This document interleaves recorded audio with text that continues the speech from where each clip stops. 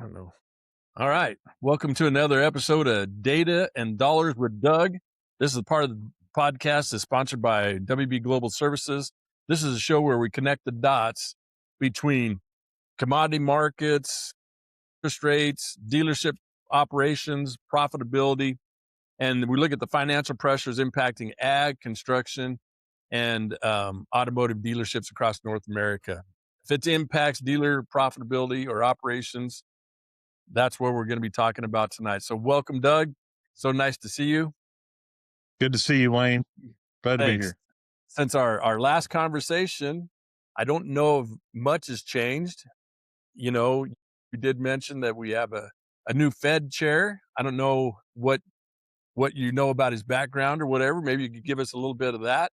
Yeah, no, Kevin Walsh is now in place. Jerome Powell is, I believe, still on the Fed board, but not as chairman anymore. So he still has influence. But he is handed a mixed bag of economic data that is hard to decipher what the truth is and how this thing is really going to go. So he comes in at a very interesting time.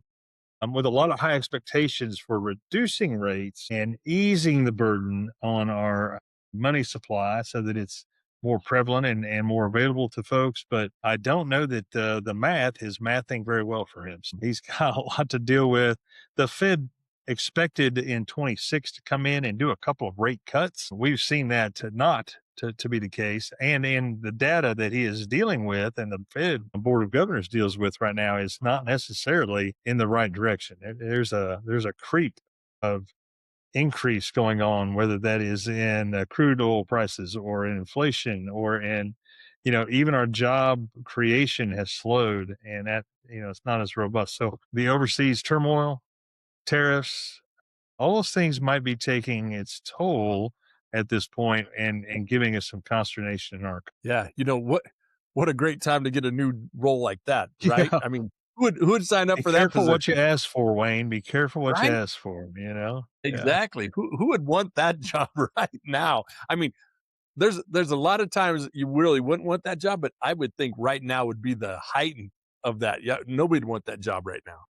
Yeah. Everybody wants the job. They just want it Yeah. not to be so complicated, But I wish him luck and I'm praying for him, but Man. it's a tough time. And I think that a lot of things that are going on are probably not necessarily in his control. I mean, that's the thing Right. about the Fed. They look at um, after the fact data to see how things are responding to things that have happened rather than, I mean, they forecast off of those things, but they can't really change some of the dynamics or the variables that they deal with on a day in and day out basis. And I think that would be the hardest part of having that job. Yeah, No all the question. accountability for things totally outside your control. Yeah, absolutely. Yeah. Yeah. Yeah, yeah. It's his Reminds me of fault. being a Just gonna park blame it on manager. him. Yeah. Yeah, What's it's like that? being a park manager. Yeah, that's right. It's your fault. It's not your fault, but it is your problem, Mr. That's Parks right. Manager. Yeah. Hey, I'm sure you've seen, and again, I don't know if this was a political headline or if it's really true demand, but China agreed to buy billions of dollars worth of U.S. agricultural products, and I seen Yeah, that they did. that bumped our commodity prices. We had a little rally today. What's your take on that? You think that's a long term deal? I You think think it's important when you're trying to feed a population like China that the U.S. and its dominance in agriculture are part of that solution. We're finding that crops can be grown in other areas of the world where they weren't historically, and that continues to put pressure on our grain and our livestock markets as we're trying to sell into those. But China's just and there's a lot of mouths to feed, and even if they don't do a great job at it, they're trying. So it was a big deal for us. Uh, was it what we need to truly bring back the profitability to the farm? And that I think is what you and I had talked about earlier. I don't know that it's going to do that. A 479, 480 corn spot price today, helpful. But when the FSA and USDA tells us it's going to take $5.23 a bushel to break even, we're planting $1,000 an acre crop without much hope of getting back above that numbers. Um, you got to pray for a lot of rain or a rally or both. To be honest. It's part of that interesting time. A lot of folks have had to decide if they're going to stay in. They know that there's a better day coming, and it will cycle. It's going to take more than one China purchase in May of 26 to really get us back where we need to get to. Yeah, and I agree. I think that a lot of the U.S. when you're looking across the planting windows and some of the moisture, like pretty much the entire state of Nebraska is in under a drought of some form, right? And the last several days, we've been under red alerts, especially in the mid part of our state and even into parts of Iowa for damaging straight line winds and tornadoes and just extreme weather. And it's supposed to be over this evening, supposed to be the last of it for a while, but we've had absolutely no moisture out here, Doug. I mean, we are just bone dry. Yeah. So do you get no moisture out of that front that you? Is that what you just said? Yeah, we got a little bit of moisture today, pretty much a nice little drizzle, but not the amount of rain that we needed more than a drizzle. We needed a Yeah, full out absolutely. rain, and we Yeah, just we didn't get actually had an event this morning, a breakfast, and a couple of our farmers were talking to me about what's going on here in Kentucky, and the drought index across the country is higher than it's been in a while. I think. I mean, at least my perception is like. So I'm going to give you that's my perception and not pure fact, but you're telling me that you're having issues there. We've had issues here. We had a really dry spring, had a really good rain today. It was desperately needed. We're going to grow this crop from the top, not from the subsoil. It's what we talked about today. We're going to need a couple inches every week all summer just to make sure we pull a good crop out of our ground here. So, I mean, we had soybeans that sat in the dirt for a while that it was a little cold and didn't have enough moisture to would pop them out like we needed to. So it's going to be really interesting to see what kind of early stage stress the crop here has on it. And it sounds like across the country. No offense, the U.S. is not where I was hoping the drought might actually hit. We really want our folks to prosper and get above that break even line and find their way back into profitability because they're working hard. And my dad always said the hardest years he ever worked were the worst crops he ever had. right. Yeah. We've had a couple of those, and I don't want our folks to get, um, you know, I don't want to give up on a good thing. Amen. Amen. Yeah, and that's me. I think this commodity, this little rally, this spike that we're seeing, I really hope that that can continue.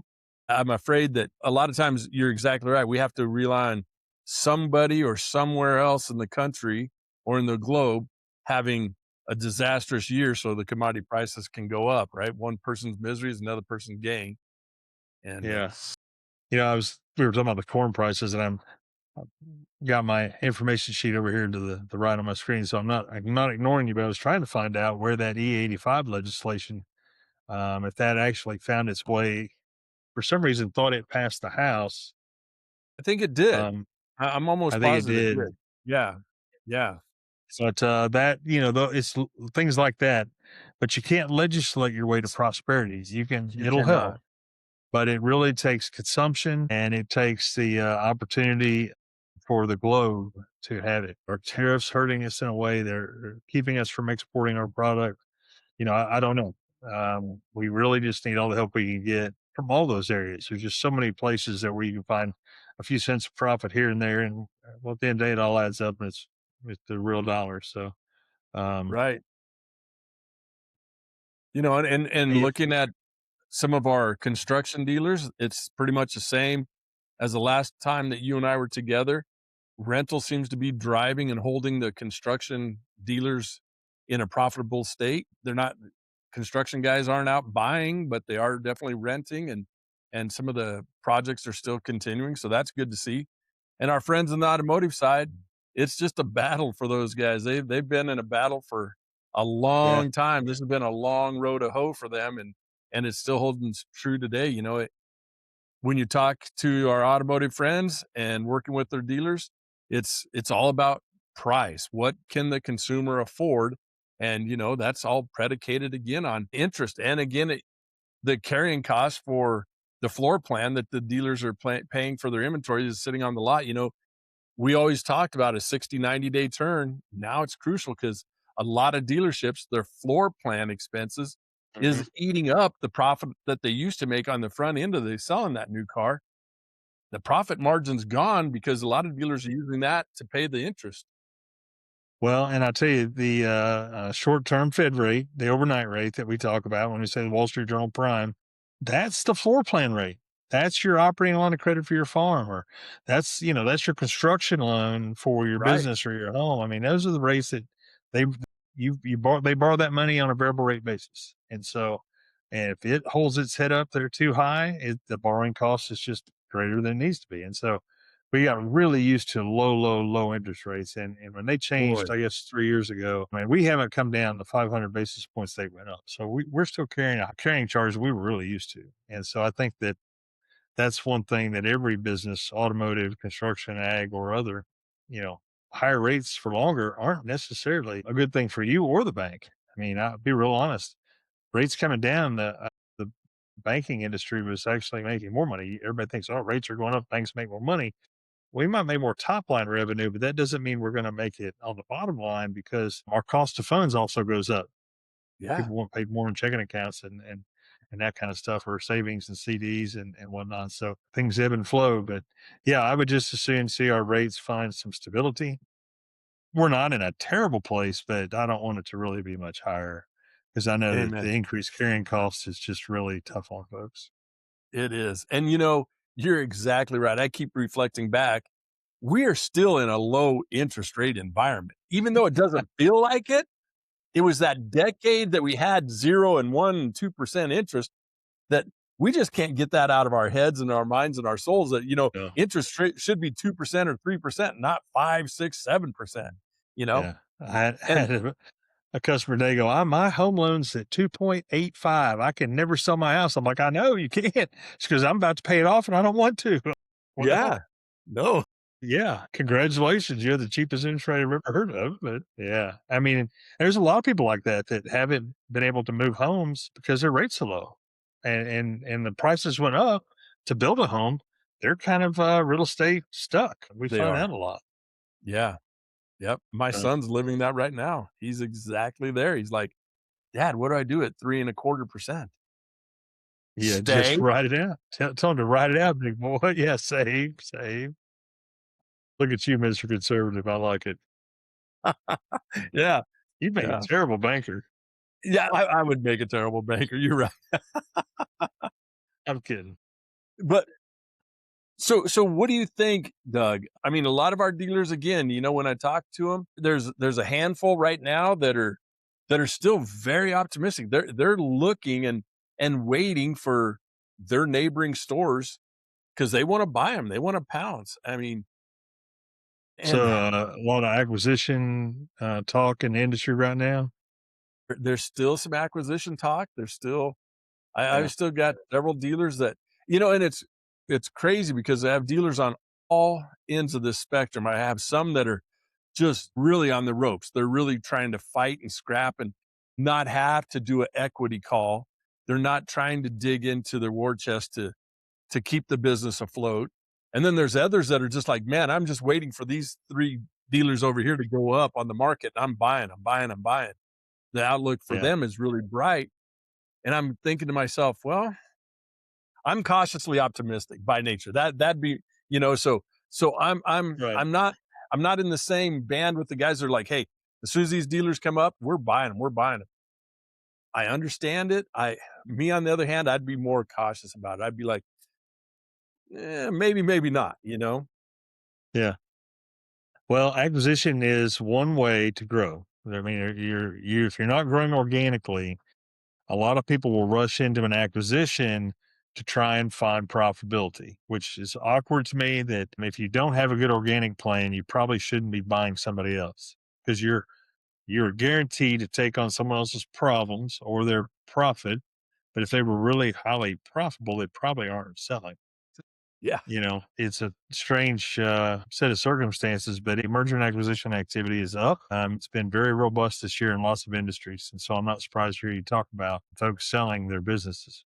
There's a massive lack of succession planning with the boomer generation. And no offense, we as Gen Xers are not getting any younger. And so, No, we're not. and we just been caught in that sandwich generation of Gen X. We may be just now getting into leadership in some of these places, So, are we are we going to stay there? Is it really needing to just pass on? I mean, a lot of those decisions, a lot of times, businesses don't get bought; they get sold. Whether that's financial lack of liquidity, they or lack of succession, technologies pass the business by. There's lots of reasons businesses sell. Somebody does buy them, but more than not, they're kind of almost forced to sell because of some deficiency in their system. Or they sell because they're highly profitable and somebody else's hire has high profitability and they need to only have one CFO. They need one logistics manager. They only need one head of parts, one head of service, one head of wholesale, one head of retail. In the dealership world, I'm using some of those titles. You don't need two of everything. So you pick up some synergy through people and attrition and technology. But yeah, it's about finding profitability.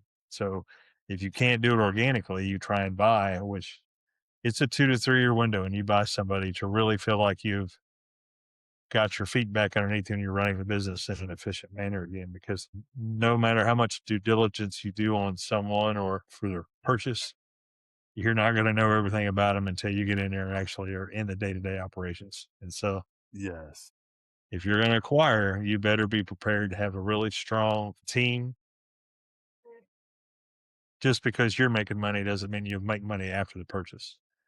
There's a period of time where you're going to have to rework the business to get it to a point of profitability. Yeah. And that merger and acquisition, that I've seen a lot of dealership groups struggle with, especially if they come in and they try to play nice in the sandbox. You just bought out these 4 or 5 or 6 stores, Yeah. and you want all those employees to feel comfortable. You want them to be assimilated into the group. But well, I've seen a lot of dealerships struggle with that for years to try to get rid of the old culture and bring in the new. And in the meantime, like you're saying, you may or may not be profitable in those stores because of all the chaos, and you can't afford to Yeah. drag that acquisition out too long, right? You've got to have a pretty Especially with the rock people solid plan. component. Yes. Yeah, you do. The relationship still matters. I don't care what business you're in.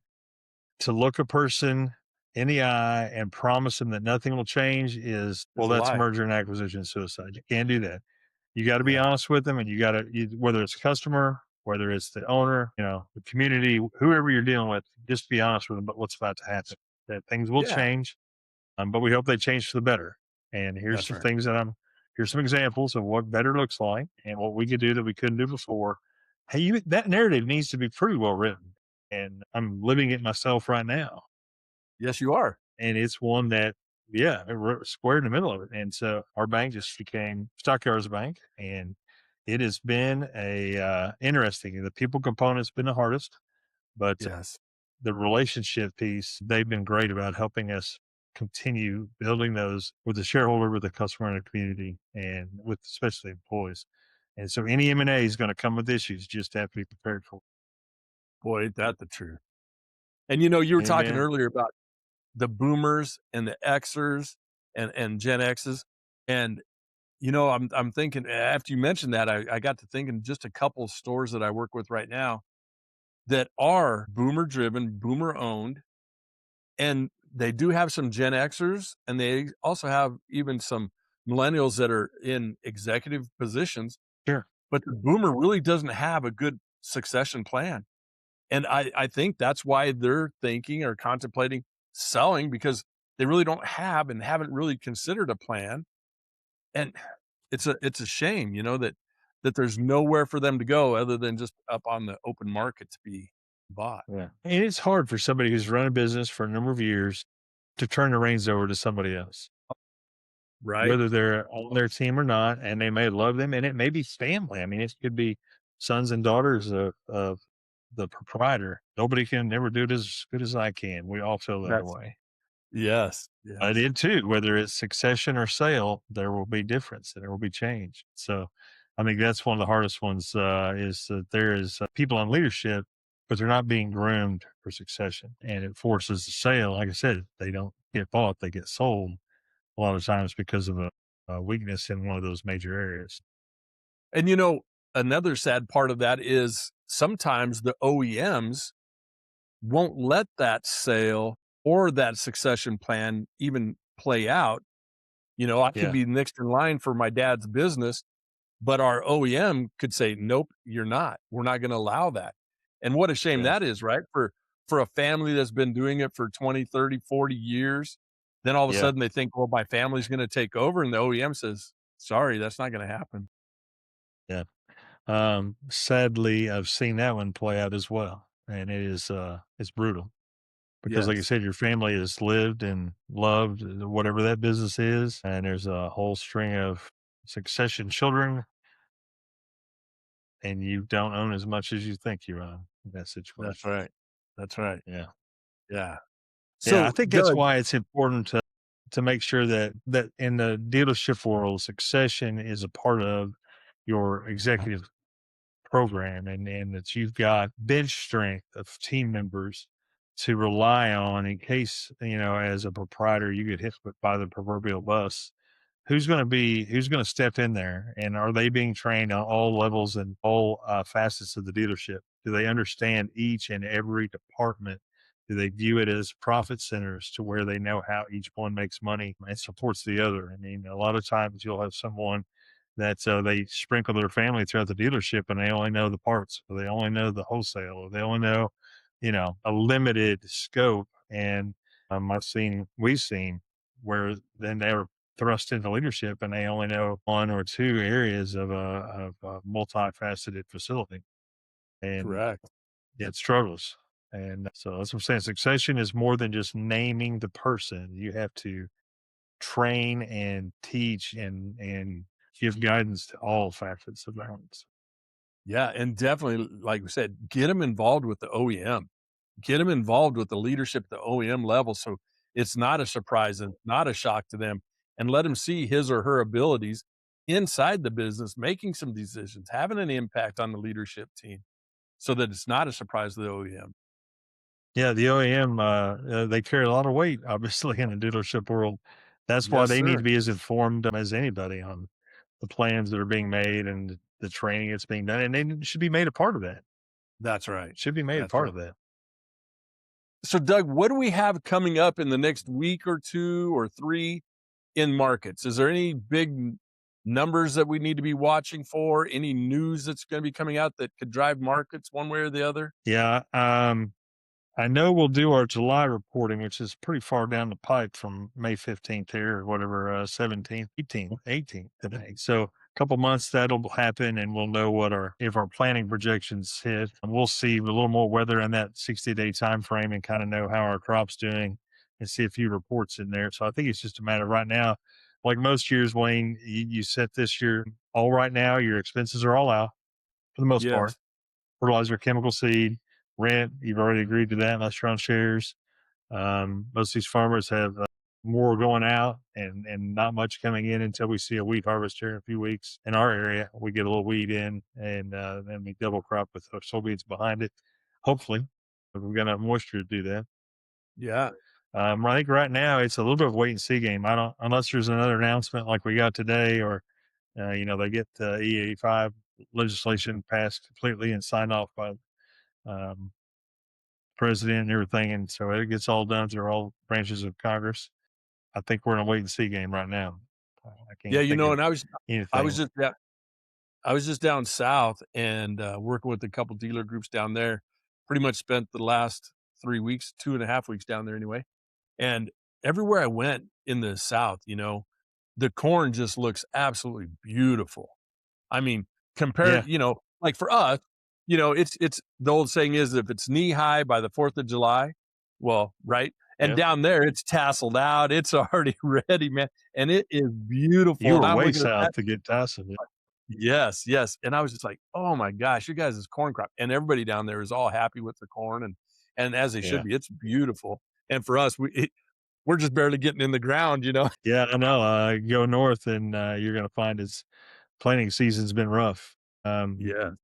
my got some family up in northern Indiana. Same thing. Inconsistent in the field. I think is the best way to put it. They won't dry out 1 week and sticky and can't get in. Yeah. Tacky is what he calls Yes. it. So Tacky. yeah, Yes. no, I think our farmers just have to keep their head down and keep doing what they do best. Look for ways to manage their expenses effectively, especially their labor costs. Don't That's that people component. I know a lot of folks will keep too many people on a payroll for too long when they may not have the work for them to do, and so be careful on that. But yeah, and stay in contact with your banker and your insurance folks and the people that help you make big decisions, and your Amen. dealers. Stay in touch with your dealer. Amen. Let them know where you're at, and make Right. sure you're utilizing their credit facilities effectively.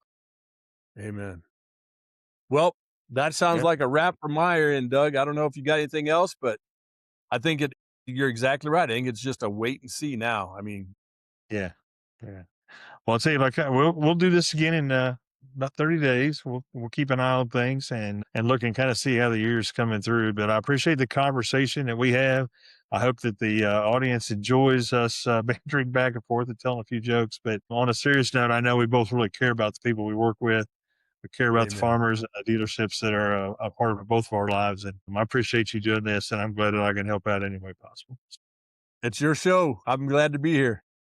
Amen. Good to be here. See you, Doug. Thanks a lot. Take care of yourself. You bet.